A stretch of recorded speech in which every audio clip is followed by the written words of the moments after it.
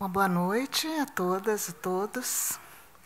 É com muito prazer e muita alegria que recebemos na Academia Mineira de Letras, dentro do programa Universidade Livre, a professora Maria Aparecida Barbosa, que apresentará uma palestra sobre as críticas literárias de Walter Benjamin, com a moderação da professora Sabrina Seldmeier, né? E ambas, queridas colegas, amigas, e durante a palestra, sobre esse tema, as resenhas críticas de Walter Benjamin, elas vão falar um pouco sobre o livro recém-lançado, Literatura Walter Benjamin, organizado, traduzido e prefaciado pela Maria Aparecida Cidinha. É um livro precioso, porque, pela primeira vez, nós temos no Brasil um conjunto de textos sobre literatura escritos pelo grande filósofo, grande pensador, alemão. Bem, a palestra acontece no âmbito do Plano Anual da Academia Mineira de Letras, realizado mediante a Lei Federal de Incentivo à Cultura, com patrocínio do Instituto Unimed BH. A palestra aborda principalmente os critérios que predominaram na seleção dos 65 textos que compõem o livro Walter Benjamin Literatura. Então, eu convido as duas para virem até aqui, a Cidinha, Maria Aparecida, Sabrina.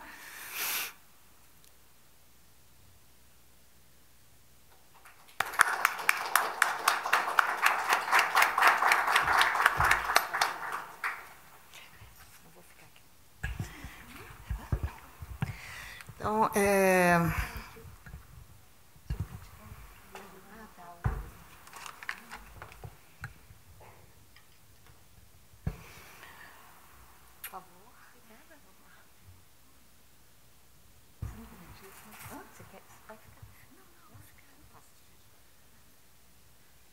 tá bom, eu só fiz a apresentação das duas, a abertura do evento, e agora deixo a mesa por conta das duas, que certamente vão trazer para nós muitas informações interessantes, muitas reflexões instigantes, e, com isso, podemos depois conversar com elas e discutir as contribuições sobre esse tema.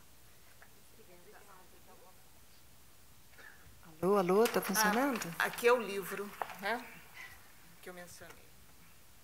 Está funcionando o microfone? Tá, ótimo. Então, muito boa noite a todos os presentes. O meu nome, então, é Maria Aparecida Barbosa, professora Cidinha. Eu sou uma estudiosa das literaturas, uma tradutora da literatura de expressão alemã. O título desta fala cita a apreciação de um livro de fotografias de plantas chamado Formas Primevas de Arte, de Karl Blossfeld.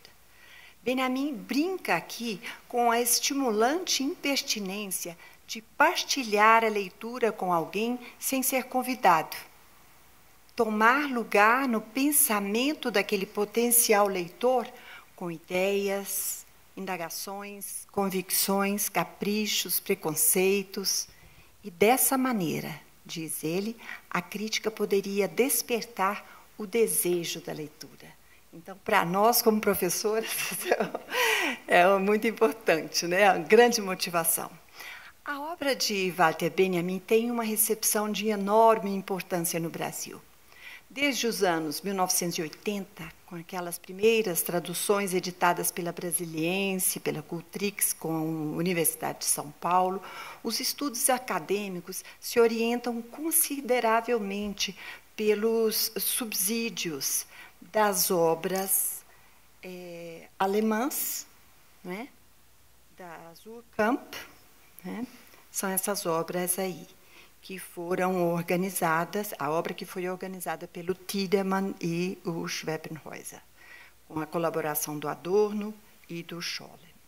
O sentido desses estudos na ciência brasileira se dissemina pelas áreas do conhecimento, letras e artes, ciências humanas, ciências sociais, às vezes mais marcadamente nas bibliografias dos cursos de filosofia, história, comunicação social, sociologia, etc.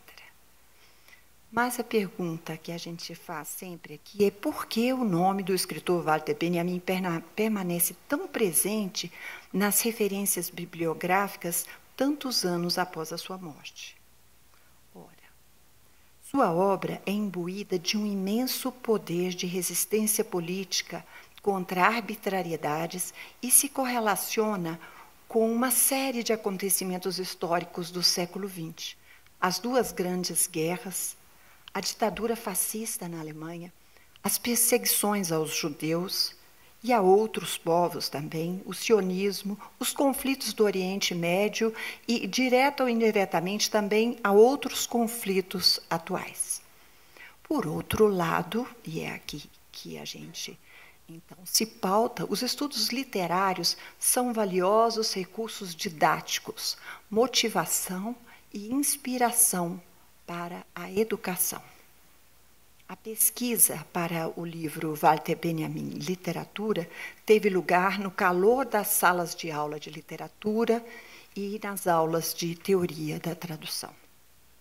Em termos de estrutura textual, o Walter Benjamin entabula aproximações e cria tensões em formas de imagens dialéticas que lampejam ao tempo agora, não é? Ao tempo. Ele diz o seguinte: pensar não inclui apenas o movimento das ideias, mas também a imobilização das ideias. Quando o pensamento para bruscamente numa configuração Sternbild, saturada de tensões, esse pensamento comunica um choque, através do qual, então, essa configuração se cristaliza como essa imagem dialética. Né? Bild ist dasjenige, worin das Gewesene mit dem Jetzt blitzhaft zu einer Konstellation zusammentritt, diz ele nas passagens. Né? Os elementos desses estudos estão organizados de modo a resultar numa rede antilinear, com remissões intratextuais e intertextuais.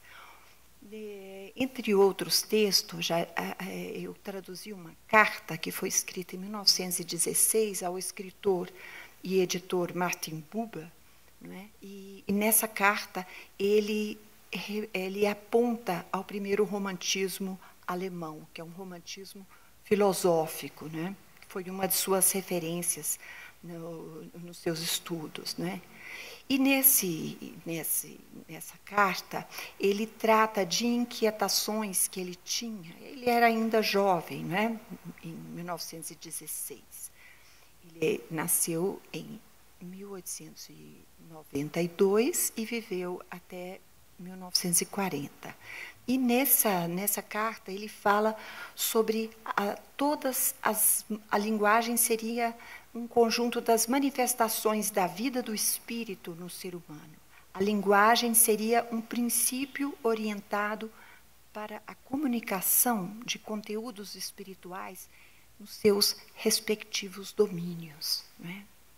Então, isso vai sempre pautar essa base do trabalho dele, né?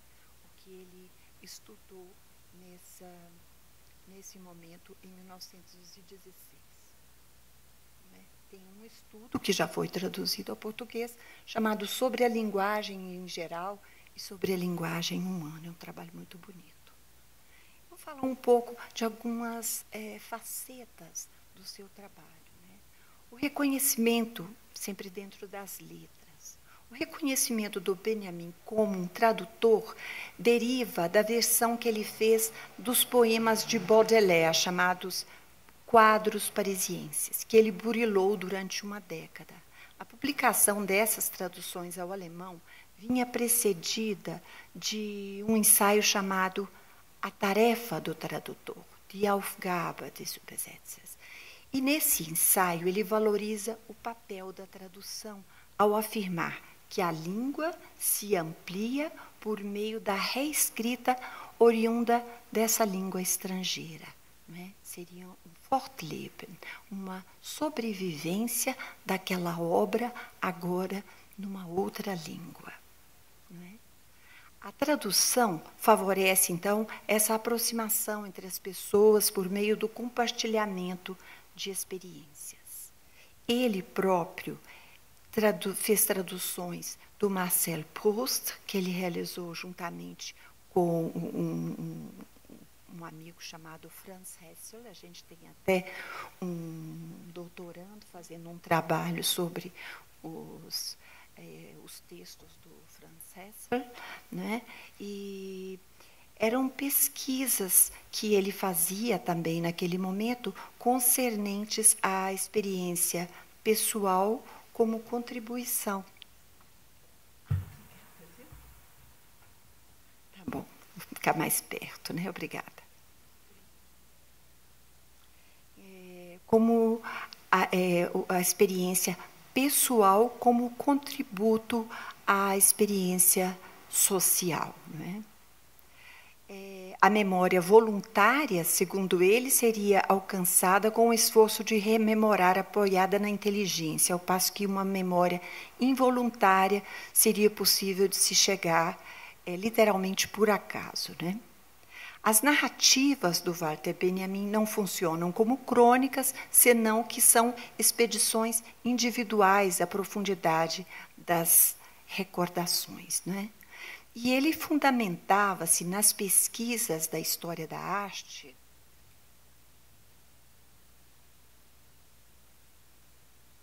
pesquisas de Wolflin e de Riegel, né, para pensar e para asseverar, né, que a história universal não deveria ser vista a partir de pontos altos e períodos decadentes para o estudo das obras, né? Mas os estudos deveriam se primar por um trabalho de ourivesaria, né? Chamava a atenção para os pontos menos glamourosos, menos significativos das obras, os trabalhos do detalhe. Isso ele chama a atenção num ensaio chamado Strenge Kunstwissenschaft, que inclusive está traduzido pelo pessoal da Unicamp. O teor relevante da obra, o teor de verdade, será tanto mais decisivo quanto mais imperceptível e quanto mais inerente esse teor estiver ligado ao seu teor coisal, né? Então, não se trata, isso é um assunto que tanto o Benjamin como também o Adorno vão sempre acentuar, né, que a resistência não seria aquela parole em si, aquela uma propaganda, mas estaria inerente ao texto, né, à estilística do poema. Esse trabalho que eu realizo, ele se ressente de não poder ficar abordando os estudos da prosa poética do Proust, da poesia do Baudelaire, ou do ensaio chamado O Narrador, que é o ensaio mais conhecido do Walter Benjamin, né? É um ensaio que distingue em filigrana os gêneros literários, romance e conto, à luz das narrativas orais. Tal ensaio vai destacar o contador de histórias como um modo de narrar suas experiências, né? Configurando o tipo do camponês sedentário, o marinheiro comerciante E a ambos se junta o artífice, ou seja, haveria uma cadeia dos diversos ofícios humanos elaborando e reelaborando a palavra. Esses ensaios já estão disponíveis ao leitor brasileiro em traduções conceituadas, não é? Assim também como o texto sobre o surrealismo, o último instantâneo da inteligência europeia. Um texto maravilhoso que traz a síntese do conceito de experiência aliado à linguagem mais imaginativa. Mesmo com ressalvas, o Benjamin, ressalvas que ele tinha com relação aos surrealistas, ele prezava a maneira inteligente como o surrealismo rompia com os dogmas estáveis, como o positivismo, o cristianismo, como o surrealismo alterava os modos de conviver com a história, com a antropologia, com o esotérico, não é? Então, todo esse acervo povoado de imagens, né, está pressuposto na condução desse estudo que eu realizo, né, que eu empreendo com as resenhas, com os fragmentos, os ensaios literários e estéticos. Bem, a minha experiência anterior com pesquisa da linguagem irônica em língua alemã, no romantismo urbano mais tardio do E.T.A. Hoffmann, na prosa enfática do dadaísmo, né, com indagações históricas, por exemplo, que eu realizei da tradução dos Diários de Guerra do Heinrich Böll.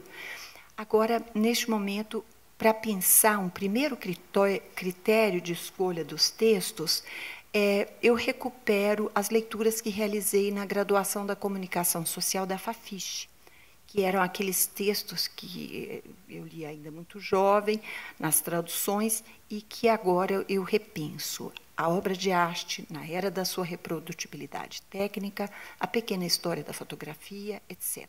Então, o primeiro critério de seleção de textos seria sobre peças radiofônicas e as entrevistas com personalidade. Walter Benjamin trabalhou de 1929 até 1932 com programas de rádio no Südwestdeutscher Rundfunk de Frankfurt e na Funkstunde de Berlim. Não é? Então, foram vários anos, ele trabalhava mensalmente, tinha um programa. Diferentemente dos princípios da informação jornalística, que ele acentua em outros textos, novidade, concisão, clareza, o que a gente aprende no curso de jornalismo, né? E ele trata disso no texto sobre Baudelaire e a modernidade. Esses trabalhos jornalísticos vão mostrar afinidades com os modos do contador de história, preferentemente. Por quê? Porque eles consideram a experiência de quem narra e, através dos vocativos, conativos, eles buscam se somar às histórias pessoais também dos ouvintes, dos leitores, nesse caso, né? Então, esses são registros feitos há 100 anos, lembrando que, por volta de 1924, lá na Alemanha, estava começando a divulgação de programas de rádio, mas no Brasil também. O interessante é que é mais ou menos no mesmo tempo, né? Rio de Janeiro e Recife começaram com as primeiras transmissões radiofônicas nesse período, por volta de 1924. Então, esses textos das peças radiofônicas são registros dos estudos da linguagem adequada a essa mídia, rádio, a novidade daquele momento, né? Que ele, então, fazia em diálogo com Ernst Schoen, que era um músico e diretor da Rádio de Frankfurt, né? E, para ilustrar essas 85, não poderia agora traduzir as 85, mesmo teria que fazer uma seleção. Selecionei uma meia dúzia por hora. E, entre elas, por exemplo, tem um texto que se chama O Terremoto de Lisboa, mesmo porque esse acontecimento teve consequências que afetam grandemente a história do Brasil, colônia de Portugal, naquela época, em 1759. Né?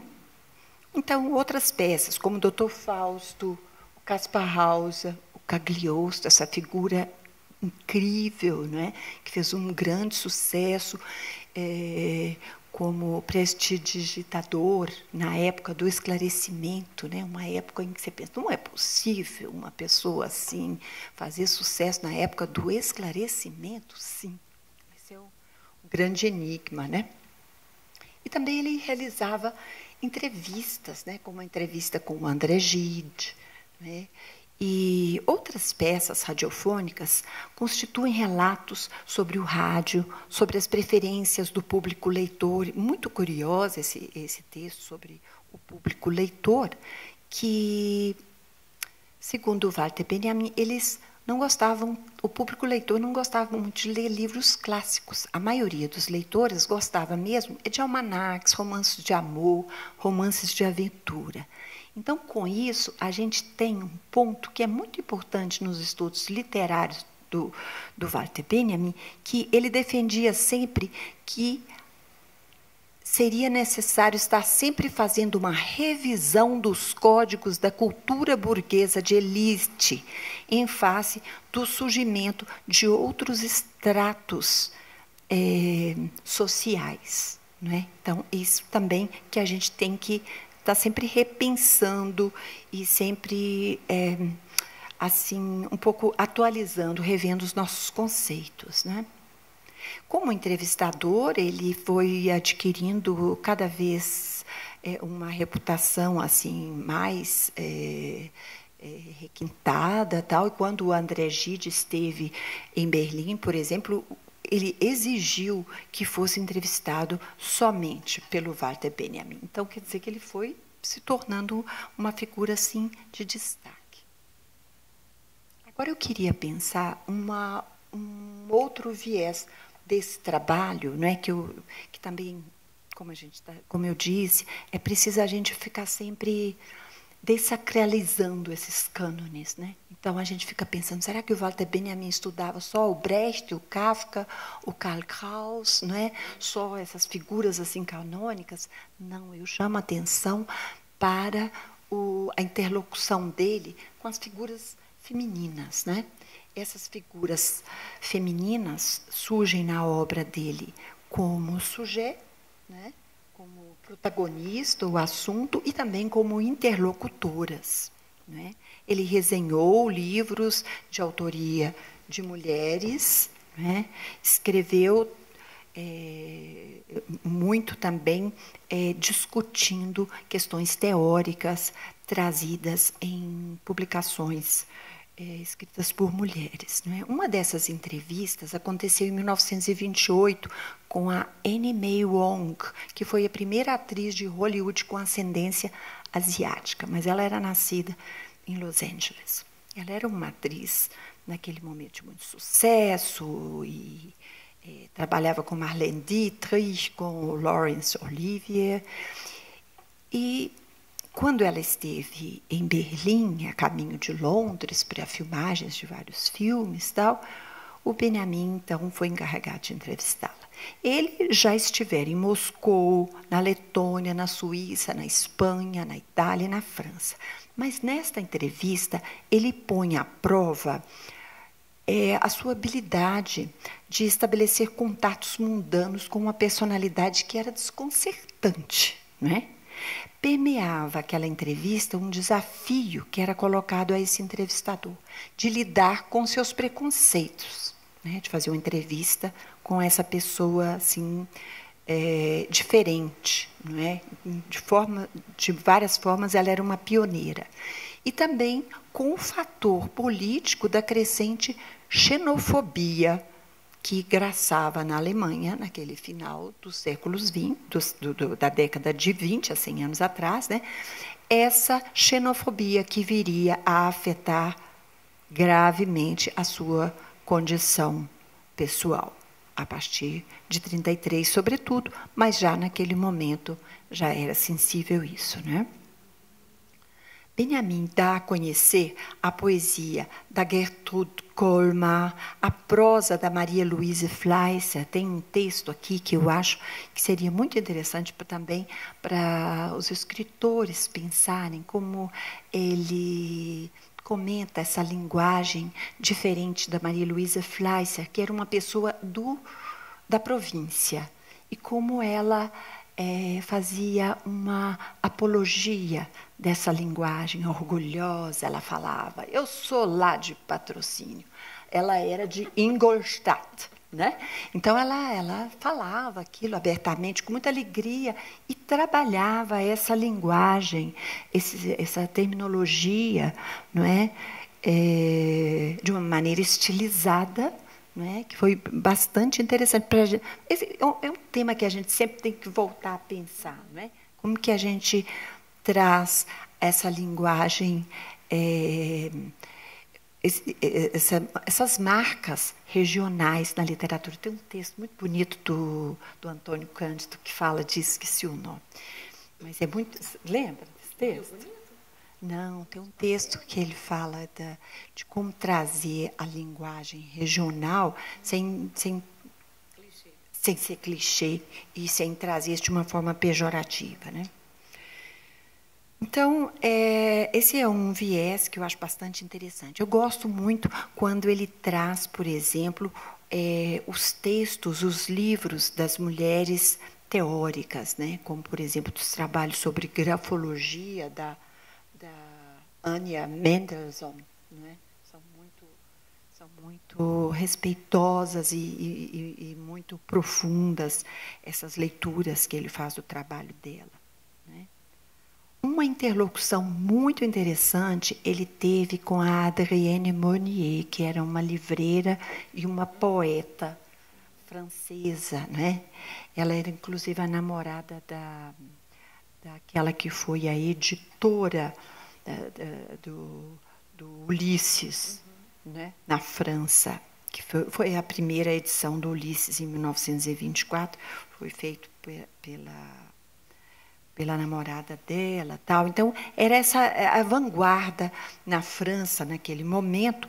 E o que é interessante é pensar que e o Walter Benjamin no Diário Parisiense ele vai admitir o mérito das ideias da Adrienne Monnier para o seu trabalho, o ensaio da obra de arte, né?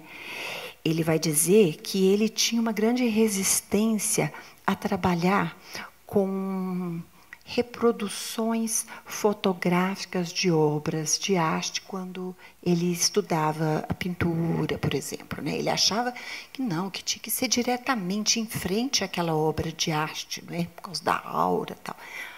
Aí ela balança a cabeça e diz para ele: o quê? As grandes criações não podem ser vistas como obras de indivíduos. São criações coletivas, elas precisam ser reproduzidas, são poderosas e a sua fruição depende necessariamente do pressuposto de que elas se enfraqueçam através desse acesso fácil. Olha que coisa bonita para a gente pensar hoje, as redes da internet, né, deixando... Não é? Não, a internet, assim como Projeto Gutenberg, essas outras maneiras de você, a brasiliana, que traz deixa os textos disponíveis, né? Então, ela dizia, no fundo, eu estou citando o Walter Benjamin, né? No fundo, os métodos mecânicos da reprodução são uma técnica de redução que auxilia o homem a alcançar um grau de domínio sobre a obra de arte, sem o qual, sem essa força, ele não poderia apreciar a obra de arte, né?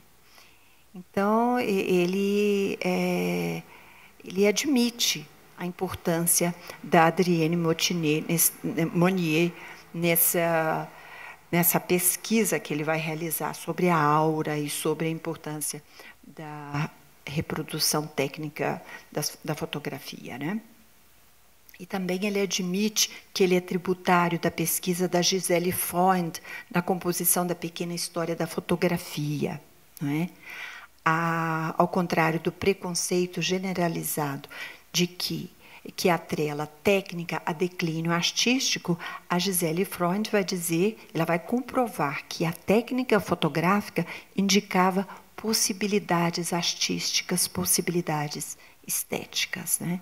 A teoria estética do Walter Benjamin relaciona a técnica e a percepção artística, né? É muito importante ressaltar uma questão política nesse momento, né? Que a publicação do ensaio sobre a obra de arte, ele é de 1936, em francês, feita essa primeira edição, né? No auge da ditadura nacional-socialista. E nesse texto é importante frisar um pioneirismo do Walter Benjamin, né? Ele vai afrontar o poder quando ele fala que a politização da arte pelo comunismo, o nacionalsocialismo responde com a estetização da política.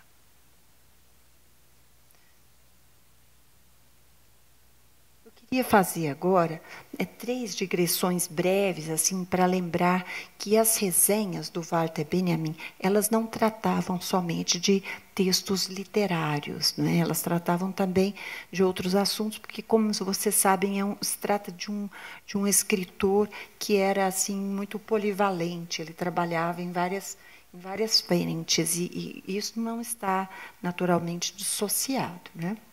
Então, ele trabalha muitas vezes com a pintura, né?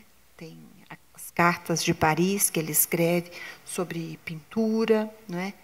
Um texto chamado Experiência e Pobreza, que é muito lido na universidade. Ele vai falar também do James Ensor, né? Ele fala também de música no seu trabalho conhecido como o autor, como produtor. Ele tem por base os depoimentos do Hans Eisler, né, que era o compositor que trabalhava com o Brecht, né? Nesse texto ele fala que a obra que ao autor cabe a montagem, né, e o emprego de várias formas artísticas. Então, sobretudo da música, que ele vai tratar aqui, né? O teatro do Brecht também tem essa coisa dos efeitos de distanciamento que partem, sobretudo, dos momentos em que o ator um pouco sai da figura que ele está representando e se torna, de repente, ele, aquele ator, não é? Que fala até alguma palavra assim meio de preâmbulo e canta uma música, né? Como se fosse um adendo, um parênteses que ele abrisse ali. E também existem várias resenhas que vão tratar de história. Aqui eu trago assim só para compreensão, né? Algumas coisas da complicada cronologia da história da Alemanha, né? Importante demais pensar que, a partir de 1870, tem uma quinta... Como é que a gente vai dizer isso? O exército da Alemanha se torna 5 vezes mais forte, né? Se torna, então, muito marcada essa era Bismarck pelo militarismo, né? Uma marca muito forte desse momento. E é a esse momento que o nacionalsocialismo também vai se remeter, né? Depois de 1933. Enfim, mas isso é só assim como uma digressão. E a gente parte, então, para pensar aqui que o que estudamos, né, como é que ele nos olha. Isso eu acho uma coisa assim, que foi muito marcante nesse trabalho, o olhar que o Walter Benjamin dirige ao latino, o olhar que ele dirige ao indígena. Sim, ele dirige o seu olhar. Embora não fosse grande conhecedor da história do Brasil ou da América Latina, existem assim vários momentos em que a gente percebe essa sensibilidade.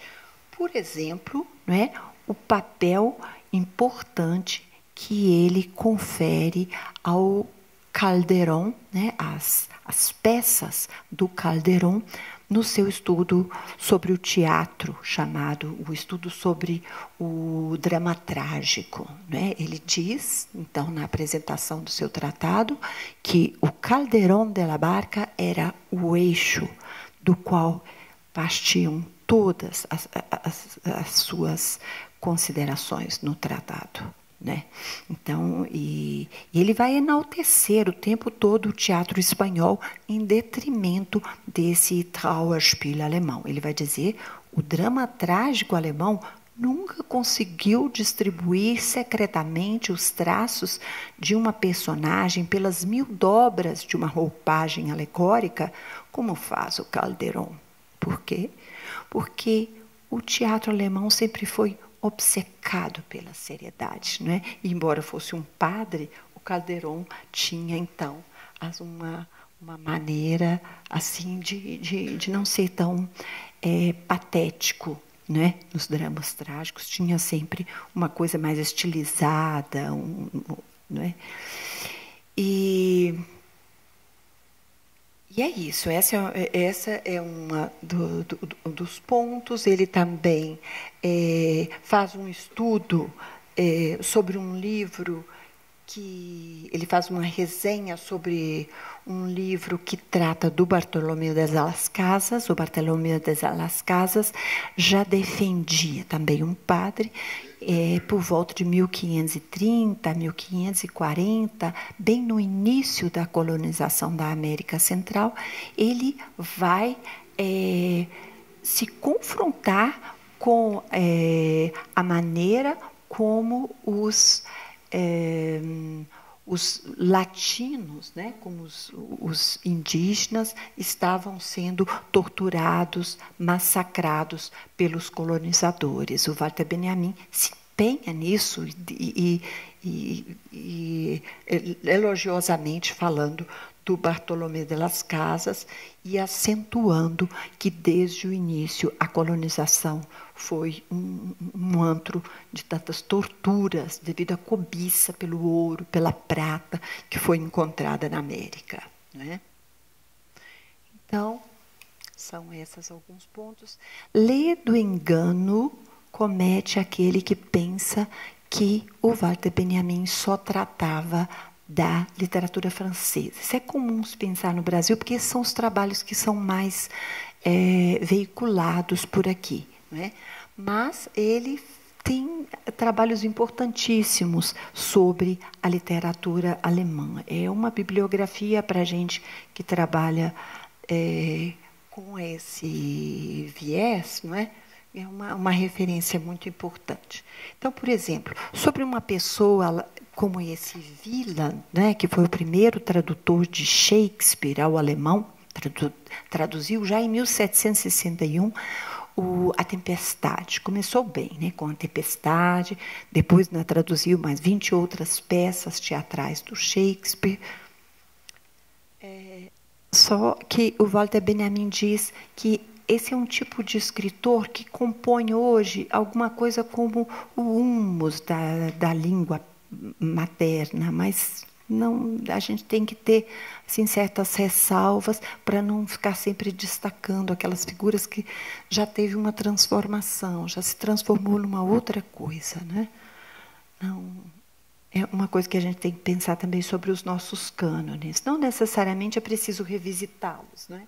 Às vezes eles não têm tanta importância assim, e se insiste em certas figuras sem um certo senso crítico quanto à importância de fato daquilo.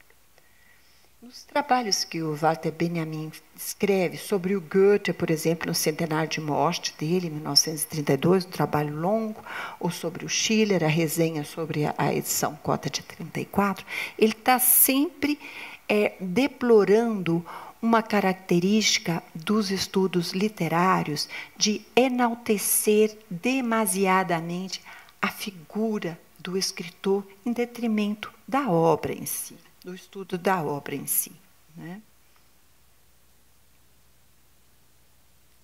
As importantes contribuições dele com relação à literatura do século XIX, de expressão alemão, diz respeito às observações que ele traz sobre a literatura do Jean-Paul Richter, do Gottfried Keller e do Johann Peter Hebel, né? Que são escritores de uma literatura que assinala a mudança dos códigos aristocráticos para os códigos burgueses de pessoas mais simples. É interessante pensar isso, né? Porque esses são os escritores que um pouco quebravam, desmantelavam aquela coisa atrelada, aquela educação atrelada aos valores aristocráticos, né? É uma coisa que a gente tem que estar sempre pensando também, né? Porque nós somos mais proletários do que aristocráticos, né? Como servidores públicos, como professores, né? E às vezes você nota que tem um descompasso, assim, mas não é possível. O que é isso? O que eu estou valorizando? Então a gente precisa estar sempre assim se submetendo a uma revalorização disso aqui, né? Pensar que códigos são esses, que conceitos são esses que eu estou relevando, né?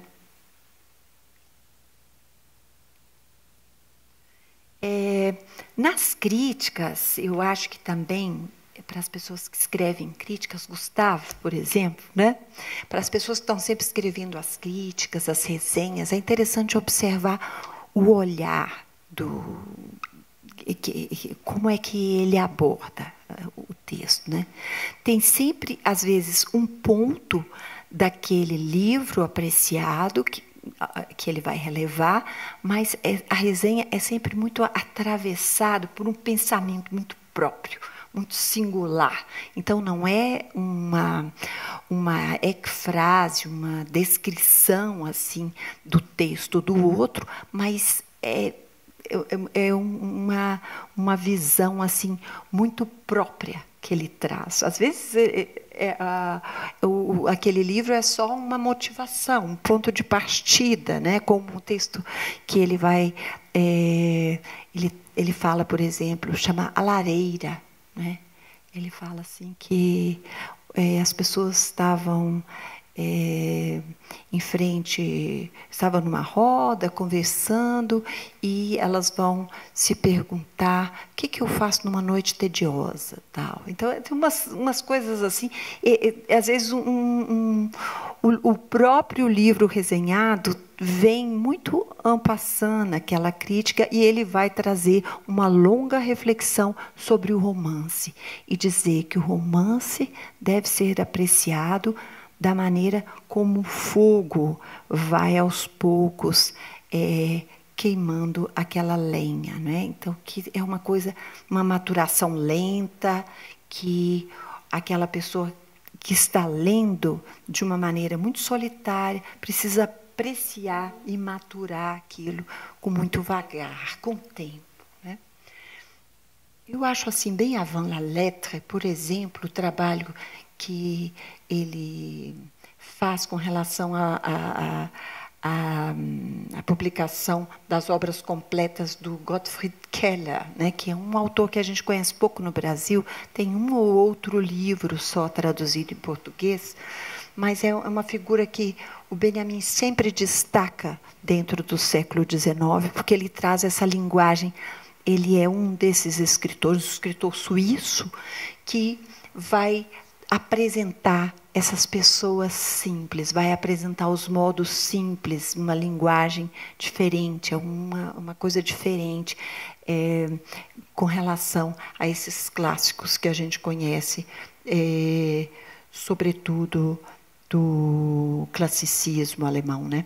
E o Gottfried Keller, por exemplo, vocês veem aqui imagens. Olha só como ele escrevia. E o Walter Benjamin vai destacar isso. É um estudo da gênese, né? É um estudo genético das correções, dos rabiscos. Isso é uma coisa linda que a gente tem feito muito na academia agora, que é desacralizar a tradução única né? E trazer todas as outras possibilidades que o escritor trazia nas suas margens, né? E como isso é muito mais fecundo e aberto a possibilidades diversas, né? O texto não é tão fechado assim como a gente vê na edição que sai impressa.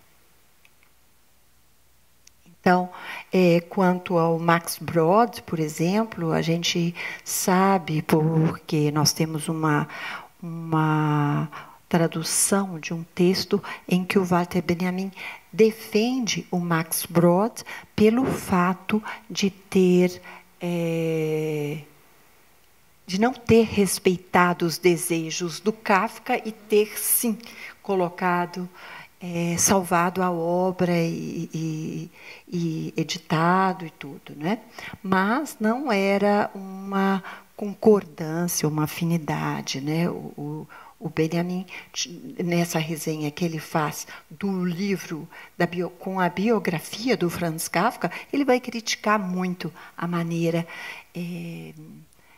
deselegante às vezes, né, que o Max Brod traz revela certas intimidades. É um registro que talvez não fosse tão pertinente na biografia de uma figura de tanta importância como o Kafka, né? Então ele tinha várias restrições com relação a essa biografia.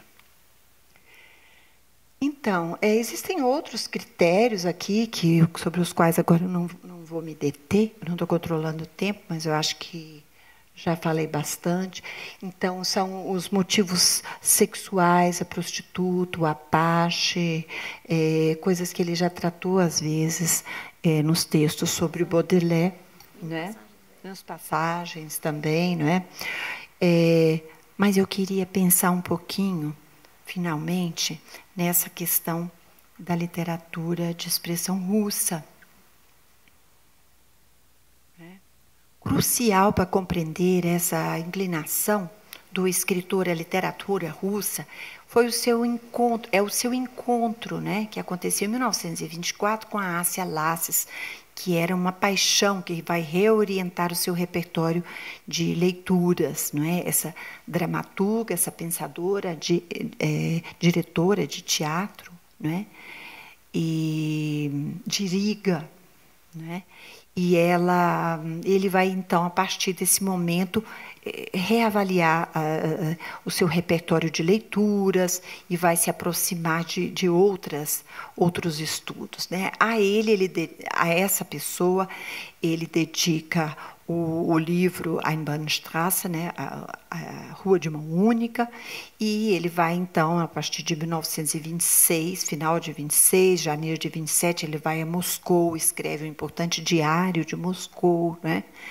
E então ele se inclina a esses estudos, a esses interesses, mesmo porque, como vocês sabem, desde 1917, não é, existia, então, na Rússia, um regime que quase vinga também na Alemanha. Não é? Com aquela revolução de Espartacus, a Alemanha quase se torna também a história da Revolução Espartacus, né, de 1919, mas então ele estava repensando se ele se filiaria também ao Partido Comunista Alemão, ele vinha ponderando sobre esse assunto, tal, e queria então ser um interlocutor intelectual entre a Alemanha e a Rússia naquele momento. Então, são vários os trabalhos, são várias as leituras que ele vai realizar nesse momento, por isso existe aqui nesse livro um viés desse trabalho, né? São as leituras que ele fez, não só do Dostoiévski, sobre o Idiota, que foi um texto que ele escreveu mais cedo, mas de outros escritores, como, por exemplo, Sostchenko, Siderov, Bunin e vários outros, né? Mas, uma coisa que a gente sempre esquece, o texto chamado O Narrador tem um subtítulo, que é Considerações sobre a obra do Nikolai Leskov, né? Que era um escritor russo, né? E para escrever, então, esse texto, que é o mais conhecido, chamado O Narrador, ele parte da leitura dos contos desse escritor russo, que viveu entre 1831 e 1895. Né? Em português agora tem muitas edições do Leskov. Né? Mas, em 1928, na época, então, dessas edições, a gente sabe pelas cartas que ele estava muito influenciado por essas leituras. Em 1936, então, já um outro momento, ele está na França, no exílio, não é? Ele é convidado por uma pessoa chamada Fritz Lieb, que era um professor de História da Teologia na Universidade da Basileia, uma pessoa de uma erudição admirável, né? Eles eram muito amigos, e esse Fritz Lieb, ele editava uma revista chamada Oriente e Ocidente, né? Orient und Occident, né? Que foi publicada entre 1929 e 1934, depois tem uma pausa, em 36 mais 3 números. E para um desses números de 1936, então, o Walter Benjamin é convidado a participar com algum texto. Aí ele fala, então eu vou pegar aqueles livros do Leskov, que tanto me agradaram, porque agora eu não vou me especializar nisso. E escreve esse texto maravilhoso sobre o narrador, né? Sobre o contador de história, como agora às vezes estão traduzindo. Né? Esse Fritz Lieb era um teólogo lá da Basileia, né, de Basel, e ele era um amigo daquele Karl Barth, que era o teólogo de Bonn, muito mencionado pelo Oswald de Andrade naqueles livros sobre a antropofagia. Então, o Fritz Lieb era um grande colecionador e ele reuniu cerca de 12 mil volumes para os seus estudos, e mais tarde ele vai doar, então, essa imensa biblioteca à Universidade de Basel. Né? E essa biblioteca, então, a partir de 1950, vai se tornar a maior biblioteca eslava significativa que se situava fora do mundo eslavo. Então, essas são algumas das curiosidades que eu vou trazendo aqui para vocês sobre as maneiras que eu procurei estudar os estudos, as resenhas, os fragmentos estéticos do Walter Benjamin, né? E sempre pensando nisso. Será que ele olhava um pouco para o lado de cá? Será que ele olhava um pouquinho para o lado nosso, né? Gente, literatura tem lugar num fórum que, acima de tudo, precisa ser social.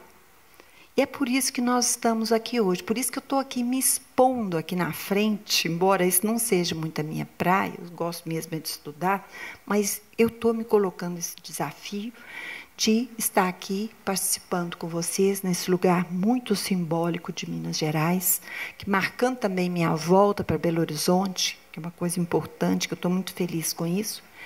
E eu quero agradecer muito a paciência de vocês de estarem aqui me ouvindo. Eu quero agradecer o apoio do CNPq, que me deu uma bolsa, do programa de pós-graduação em Estudos da Tradução da UFSC, e também do programa de pós-graduação em Literatura, os programas nos quais eu trabalhei durante muitos anos.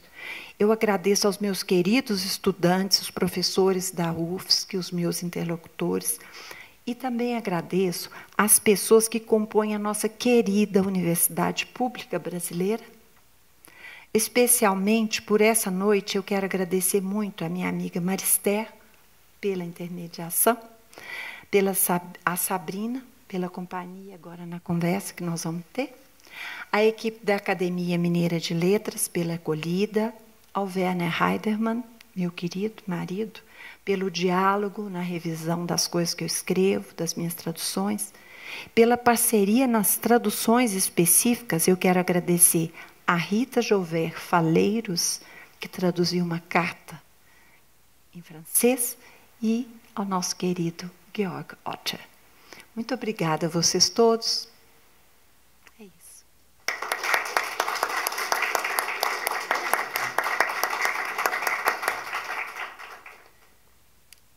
Boa noite a todas e todos. Eu penso que nós estamos aqui hoje comemorando, né, esse arremesso desse livro, que após a fala da Cidinha, todo mundo que está aqui teve a consciência da imensidão de temas, imensidão de formas, de assuntos que o Benjamin, esse Benjamin muito desconhecido, né, até então, abordou. Então, eu estou tomada por uma espécie de nostalgia, vendo o Georg ali, parceiro de quase 15 anos do núcleo, né, que foi de uma potência incrível, o Gustavo, que também participou pouco tempo antes do CNPq, falar para a gente que 15 anos já era muito, que era necessário esse grupo tomar rumo e a gente finalizar o trabalho. Mas, nesse encontro, né, com o livro que a Cidinha realizou, né, eu fiquei muito impressionada com essa persistência, insistência dessa prática tradutória e esse rigor, porque a gente esteve escutando, né, com tanta desenvoltura, muitas coisas estão aqui na apresentação que ela faz, mas a gente não consegue, só lendo mesmo o livro, que a gente vê o rigor filológico, uma solidez que eu penso que só pesquisadores muito sensíveis e muito dedicados, né, que têm a dor, né, e a delícia de ser funcionário público, servidor federal, professor, né, acadêmico, consegue. Então, essa tarefa que a Cidinha toma para si, esse termo é muito importante, tarefa, né, e ela tratar a tradução como uma forma, né, tal como o Benjamin nos diz nesse conhecido ensaio. Mais do que isso, a ampliação do português, da língua portuguesa, via essa revisitação que a prática tradutória convoca, né? Então, é uma reescrita de uma língua estrangeira, então é um exercício muito, quer dizer, essa ampliação, né, que você efetua, eu julgo ser absurdamente importante. Eu vou falar como uma leitora, né, uma leitora talvez, primeiro, o livro chegou às minhas mãos há uns 20 dias atrás, eu fui lendo devagar, né, fui visitando sem ordem, alguns textos eu conhecia, do francês, principalmente, né, a parte mais ligada ao rádio, né, que eu achei interessantíssimo a sua seleção, e o que a gente percebe é que é um volume muito heterogêneo. São textos muito diversos, uma miríade, né, que eu achei que, na introdução, a Cidinha diz que ressente o fato de não ter o Proust, da gente não contar com Kafka, nem com o narrador, mas eu confesso que esses textos nós lemos desde a graduação, e temos tanta possibilidade e recursos, né, de cotejar com tantos tradutores diferentes, né, que desde a década de 70 a gente vem quase em cascata, a gente percebe essa recepção brasileira da obra do Benjamin, que eu não senti falta desses textos. O que me assombrou mais foi esse escritor, né, muito jovem, porque os textos são basicamente da década de 20, e eu achei muito curioso o fato dele usar a minha ignorância infinita, aprendo todos os dias, mas os pseudônimos. Então, isso me chamou muita atenção. O fato do Benjamin usar muitos, Ardo, Detlef Holtz, Gumlish, né, em alguns momentos, a gente percebe que ele usou não só pseudônimo, mas é uma forma de escrita que parecia que ele estava ensaiando um outro estilo também. E o fato de esses escritos terem uma marca de uma luta de sobrevivência. São textos que a gente percebe que era para pagar boleto, muitas vezes, pagar boletos. Né? São os famosos, aqui no Brasil a gente chama de bicos, né? Mas são esses bicos que ele fazia para conseguir se manter. Então, eu tive a curiosidade de olhar os textos e ver mas onde que ele publicou e como. Então, me lembrou muito, né, outros tantos, o próprio Baudelaire, o próprio Pessoa, né, Fernando Pessoa, que também, né, teve que se virar, né, e escrever esses textos que tinham um retorno muito rápido para conseguir sobreviver, porque não era alguém que tinha um vínculo. A gente sabe que o Benjamin nunca se tornou professor universitário. No seu tempo, ele viveu miseravelmente, né? Apesar de ter uma infância berlinense burguesa, a vida dele, essa vida errante, de exilado, né, foi uma luta, né, e viveu em Ibiza, né, tem um livro que eu gosto muito, muito, muito, muito, que mostra as condições, né, desse tempo em Ibiza, e é algo que a palavra frugal não dá conta, né, para dizer a miséria, né, que ele enfrentou. Então, essa escrita que tem a ver com a forma dele conseguir se virar e sobreviver, traz uma escrita, muitas vezes, apressada, que não nos lembra, de forma alguma, textos clássicos, né? Como, por exemplo, sua tese, né, de doutorado, Trauspiegeln, não parece em nada com uma escrita elaborada, né? E a gente lembra, eu acho que todo mundo que ama o Benjamin não consegue esquecer como a forma é importante para ele. E lá tem um famoso texto, né, que é um dos meus prediletos, que eu não canso de lembrar, que se chama Armários, em que ele vai pegar a meia, né, acho que todo mundo aqui conhece, mas eu vou repetir, né, essa meia que é enroladinha, a meia que a gente calça antes do sapato, né, que é enrolada, e ele vai fazer ali, as interpretações são díspares. Eu já li textos que eu falava, nossa, mas eu nunca pensei nisso, que incrível, mas para mim sempre foi isso que eu sempre tive muito medo, né, de como a crítica, muitas vezes, ao pegar essa totalidade, né, e quando você desfaz, né, você enfia a mão naquele que ele fala do envelope, ele fala, está tudo junto, a forma está misturada com o conteúdo, né, o invólucro está ali completamente, é uma coisa só. Mas quando você puxa e desmancha, vira outra coisa.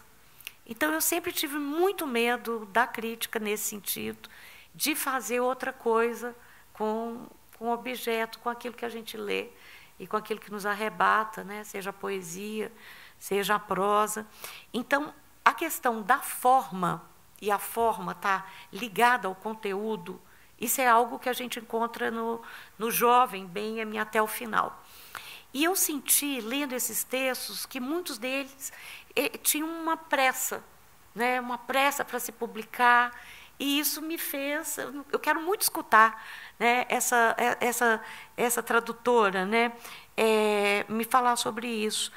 E algo que aconteceu também durante a minha leitura foi puxar um livro, que é um livro que eu acho que tem um capricho tal como esse que nós temos, então, agora no mercado editorial brasileiro, que foi lançado pela editora 34, que é o Escritos de Mito e Linguagem, e que tem uma rede muito parecida. A Suzana tá lá, eu sinto, igual aqui, essa rede que a Cidinha cuida, né, e de trazer, né, para perto, e que eu me sinto, porque eu já estive ao lado dela em vários momentos, mas principalmente, exatamente há um ano atrás, eu estava lendo 600 páginas do Hoffmann, né, que era outro autor que ela fez um trabalho único e singular aqui no Brasil, com Hoffmann, e eu também tive oportunidade de ler, né, esses bastidores dessa tarefa absurdamente difícil da tradução.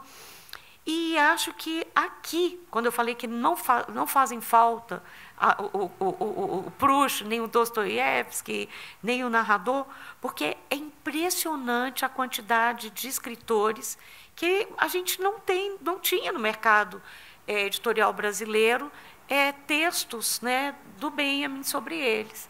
Então, ela trouxe aí essa visada sobre o indígena, sobre a mulher, mas é impressionante, são literaturas, né? Porque tem que ter um plural aí para a gente pensar que o Leopardi que o Benjamin traz é um Leopardi maravilhoso. Então, foi a primeira vez que eu li o Leopardi por ele. Gide a gente já conhecia, mas o Calderon foi a primeira vez que eu li. O Molière eu já tinha lido. E o Dostoiévski está aqui, a gente encontra, mas está de outro jeito, de outra forma. Então, tem esse mérito de trazer essas visadas, né, que a Cidinha nos falou, né, e mostrou aí essa abrangência. Mas outro ponto que eu queria destacar, que ficou muito claro para mim, assim, é como que o Benjamin ele escrevia poeticamente, mesmo quando ele queria escrever uma crítica dura, né? Então, naquela velha querela da Hannah Arendt com o Adorno, né? Adorno puxando o Benjamin para o lado dos conceitos, né? Isso pós-morte, né? A gente está falando aqui desse tipo de leituras que tentam, né, puxar muitas vezes mais para o materialismo, outras vezes tantos mais para esse pensador da melancolia, né? Então, puxar mais para a crítica romântica e o outro lado, né, apostar no messianismo, algo que eu acho muito caduco, porque a gente, lendo esse livro, a gente percebe que o Benjamin é esse pensador dos limiares, que para ele não tem essas fronteiras, essas divisões, não fazem o menor sentido, né? Então, quer dizer, ele é um marxista, mas é um melancólico, ele tem messianismo, mas tem, né, muito materialismo.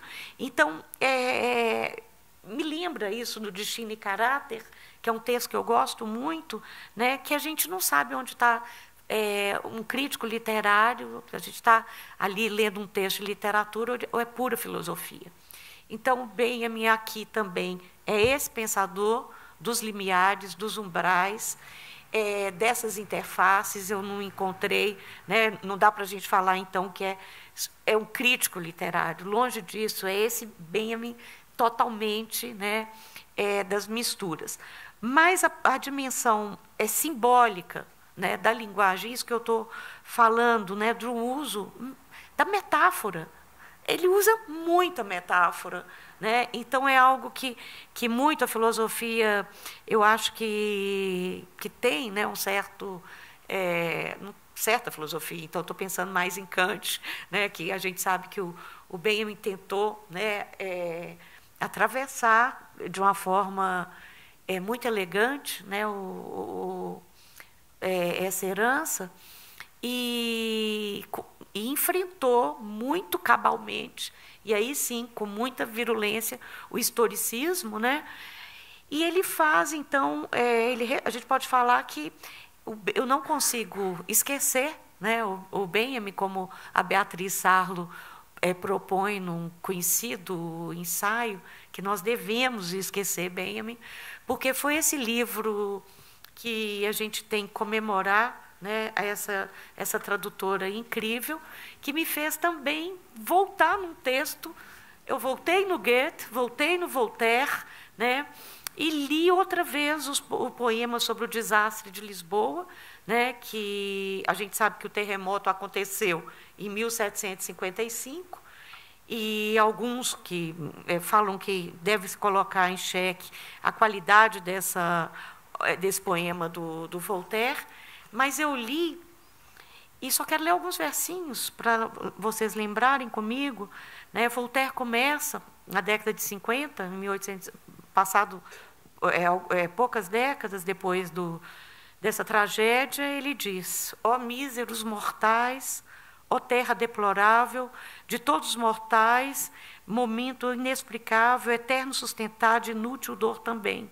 Filósofos que em vão gritais, tudo está bem, vinde, pois, contemplai as ruínas desoladas, os restos, os farrapos, as cinzas desventuradas, os meninos e as mães, os seus corpos em pilhas, membros ao Deus dará, no mármore com estilhas, desgraçados 100.000 que a terra já devora, em sangue a espedaçar-se e a palpitar embora, que soterrados são, nenhum socorro atinam, em horrível tormento os tristes dias finam. Eu não consegui pensar que esse amontoado de escombros que ele fala, eu só pensava no que hoje a gente assiste, né, em Gaza. Eu não consigo esquecer Walter Benjamin, porque penso que o que chamamos de progresso, né, tem a ver com essa tempestade. Né, e é ele, então, que está do nosso lado. Em determinado momento, a Cidinha fala que é um pensador que iluminou o século XX, e eu queria convidá-los a frequentar, a ler, reler, rasurar e marcar esse livro, desacralizá-lo, né, que esse pensador, né, que é o Benjamin, que valoriza a forma poética do pensamento, do fragmento, né, então a noção tem aí toda uma herança do romantismo alemão revisitada, mas eu quero parabenizar essa tarefa, esse esforço que a Cidinha tomou para si de uma forma tão rigorosa e tão vigorosa. Então, palmas que ela merece. E a gente pode deixar aberto, então, para as questões, né? Eu gostaria de saber se esses pontos... E há um outro ponto que eu não falei, que eu fiquei muito curiosa, porque eu já tinha lido as peças, tem uma edição em francês, e eu tinha lido há mais tempo. E eu fiquei pensando se não foi uma influência do Brecht, né, que se o Benjamin não tentou, de certa forma, imitar algo que o Brecht estava fazendo, que era esse teatro pedagógico, lá na Alemanha, e que depois desse encontro, que foi fulcral, não só com Acha, mas com Brecht, se ele não tentou ser sintético, ser aquilo que ele achava que para trabalhar nos programas radiofônicos, né, ele tinha que ter síntese, limpidez, concisão, mas não conseguiu, tá, gente? Já fiz que não conseguiu. E muitas peças foi um fracasso de comunicador, porque a gente não encontra, né, isso que ele tenta falar que é um jornalista cultural teria que ter. Se ele não tentou, então, a primeira pergunta, eu vou ser muito egoísta, né? Mas a primeira pergunta para essa tradutora incrível, se esse tempo, então a gente sabe que a maioria dos textos que estão aqui são da década de 20 e 30, então já tinha ocorrido essa paixão que rompeu, né, os caminhos aí da vida desse pensador, e se o modelo do Brecht não está muito, se a gente não reconhece aí essa tentativa que eu também acho que foi fracassada, né, desse corcundinha, que era essa falta de jeito, né, que é a cara dele nesses programas. Então, eu tive essa dúvida e adoraria saber mais sobre isso. Obrigada, Cidinha. Eu que agradeço. Por me trazer para perto outra vez. Esse ensaio maravilhoso que você trouxe aqui. Meu Deus, nossa, que coisa mais linda. A professora Sabrina. Foi maravilhoso isso aqui, essa retomada que você faz, assim, a leitura também desses textos. Agradeço muito. Aliás, todas as leituras que a gente vai fazendo, assim, né, outras leituras que você já fez, assim, é bacana a gente ter essas trocas, assim, né, esses intercâmbios, enquanto as pessoas leiam os trabalhos que a gente faz. A gente vê que não é em vão, né? que alguém lê. Nossa, quando você vê que alguém está comprando o livro, que você assim ficou tantos anos, às vezes, dedicando, eu nem acredito. Falo, nossa, que bacana, você está comprando esse livro. Adoro isso. Mas Sabrina, a partir de 1925, o Benjamin vê que ele não vai mais poder seguir a carreira acadêmica, está frustrado esse caminho, né? E ele tem, então, convites, né, do Kakao, que era do Jornal de Frankfurt, e também do Willy Haas, do Literarische Welt, o Mundo Literário, né? Então, esses dois jornais vão convidá-lo a participar com essa. Então, ele vai, então, fazer uma curva, e os textos, então, se transformam. Não são mais... Ela me desculpe, mas eu não prestei muita atenção em você. Talvez eu devesse ter falado um pouco mais devagar. Então, ele vai fazer uma curva no seu modo operantes, né? E vai escrever, então, textos assim, mais rápidos agora, porque ele tem compromisso das redações e tudo.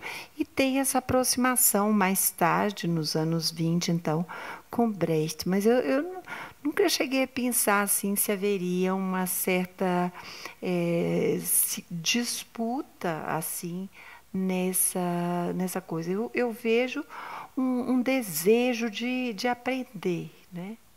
Tem um livro uma exposição que foi organizada pelo Wittzisla, né, que é o grande estudioso lá do arquivo, que fala, inclusive, de muitos atritos, muitos conflitos, né? Fala que uma amizade que tinha assim vários pontos de conflito, tal. Eu sempre vejo isso assim como um desejo de aprendizado, não é? Sobretudo do Benjamin com relação ao Brecht. Eu pensei, né? Mais se é um método, não disputa. Se alguma coisa acontece ali, né?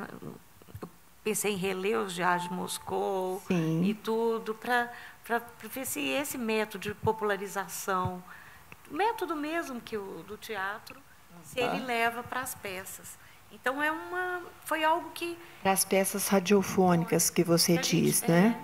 Sim, é verdade, com essa coisa da didatização, né? Isso é verdade, porque essa também era a ideia que a gente conhece, sobretudo a partir do final dos anos 20, também do Brecht, né? Que a partir a ópera dos Três Vinténs, sobretudo, que é o momento de 28, 29, que ele passa a ser o centro de todas as atenções, né? E que também está presente, exatamente, coincide temporalmente. Né? E aí eu penso, se o Benjamin a gente percebe que a linguagem, né, nunca tem esse objetivo pragmático de ser comunicação, isso que eu falei do apreço à forma e de como a linguagem para ele tem o aspecto simbólico é muito importante. Então, como que se dá esses dois veios?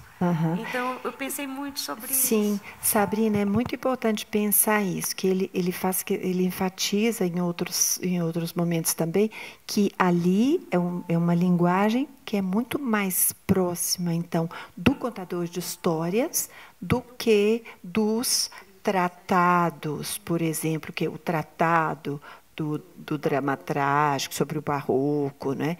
Então, aqui a gente nota que é uma outra faceta, né? Um jeito mais aproximado, os conativos, sabe? Tem um jeito assim que você nota a presença do outro. Às vezes meio forçado, né? Porque hoje a gente já se passaram 100 anos, né? O rádio está na internet, né? Então já é uma outra coisa. Mas para quem estuda assim, o jornalismo e nos seus primórdios, e pensa nos anos 20, num momento em que se esmerava essa linguagem diferenciada para a mídia rádio, né? Então, isso é pioneirismo que ele está fazendo, é inédito. Nossa, é muito bacana para ler esses textos esses que eu coloquei aqui. Eu coloquei só uma meia dúzia, mas eles são extraordinários, esses textos do rádio. Eu acho que eu vou ampliar esse viés depois. Vamos abrir as perguntas? Sim, por favor. Então, está aberto os comentários, dúvidas.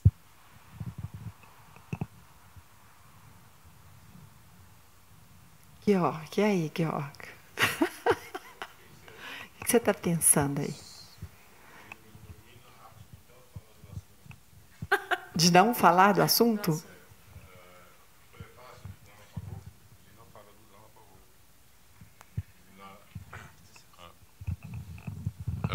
Tem que repetir tudo. Sim.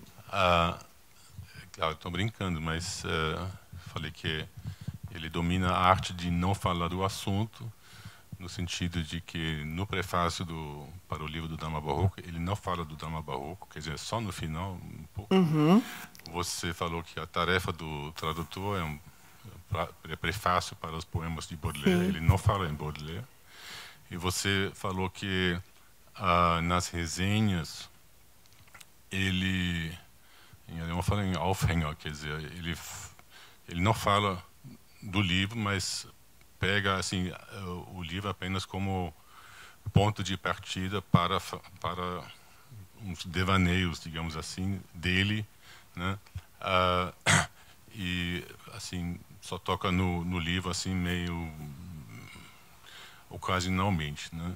Uhum. Quer dizer, de certa maneira, e por isso inclusive, quer dizer, você falou que ele teve a carreira acadêmica frustrada, quer dizer, ele tomou bomba, né, com esse livro, que não foi para a defesa, era para ser a tese de habilitação, de tese de titular, uma coisa assim. Quer dizer, não é à toa que ele tomou bomba, porque não falava do assunto, né? Uhum. Quer dizer, ele não se enquadrava nesse mundo acadêmico e esse negócio de não falar do assunto, quer dizer, ele não se enquadra, por isso, em quase nada, porque ele faz a coisa dele, né? Ele escreve o que ele pensa, ele desenvolve ideias assim muito originais, mas não se submete assim a uma escrita que obedece, né, ao que se espera, né? Acho que isso é uma das características.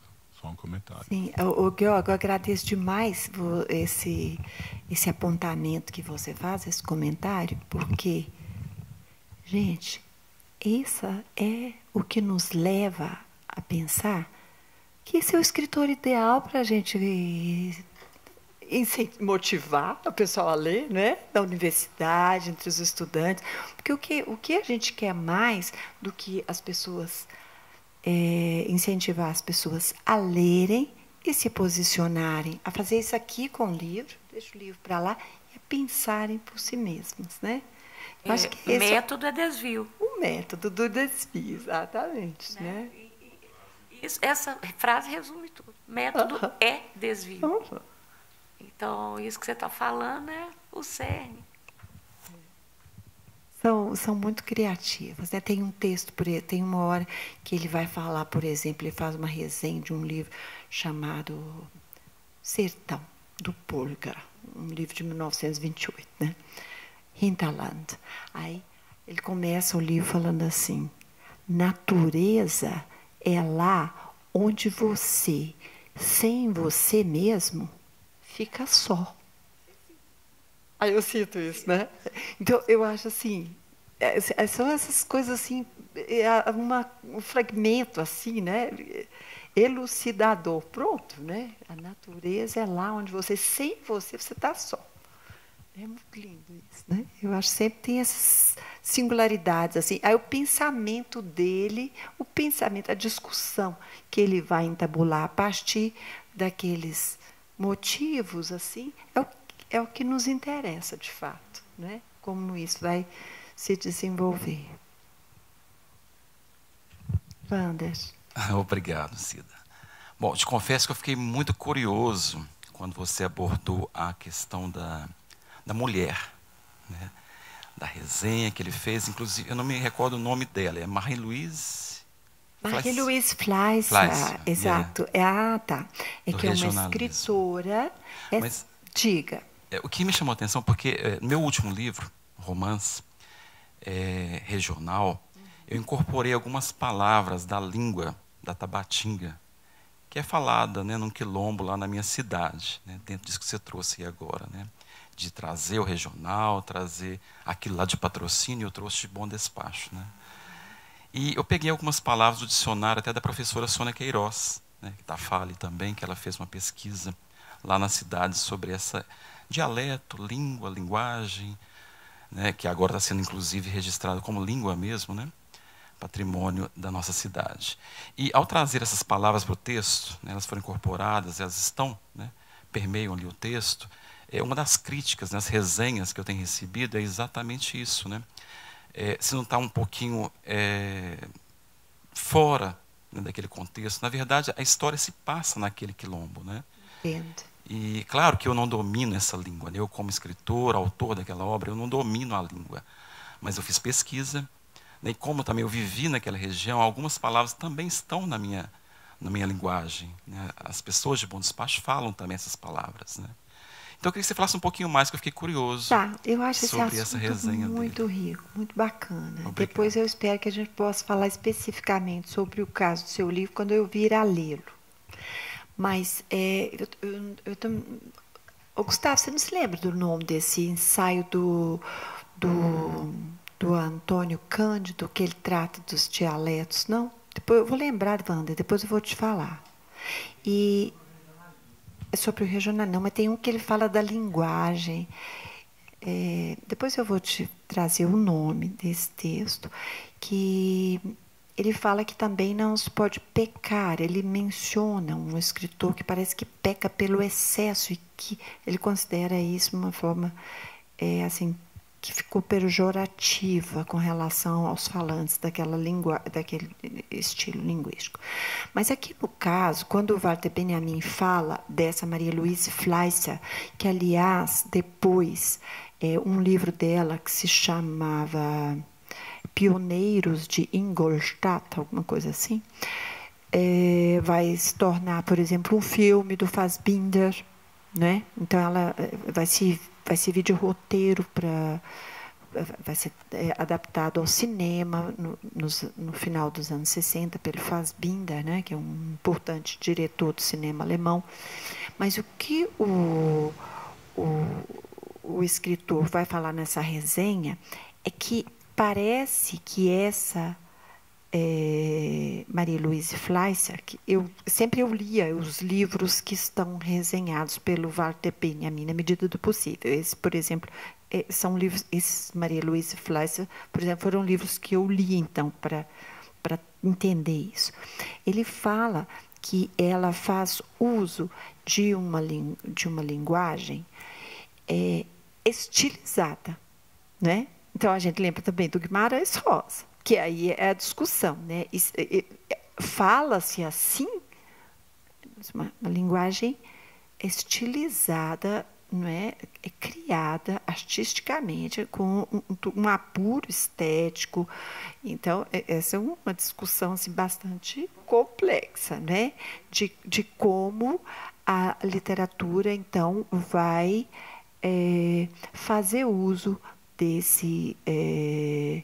dessa linguagem regional. Isso é uma coisa assim, bastante delicada. Eu sugiro que, sobretudo, esse estudo da Marie-Louise Fleischer, que ele vai dizer que é justamente isso que os escritores da nossa época, como o Brecht, estão pesquisando. Vários autores alemães estão pesquisando naquele momento. Ele fala que essa jovem de Ingolstadt logra com os textos dela, né? Então, isso é uma questão que a gente pode desenvolver adiante, tá? Alguém gostaria de comentar mais alguma coisa ou de fazer alguma pergunta?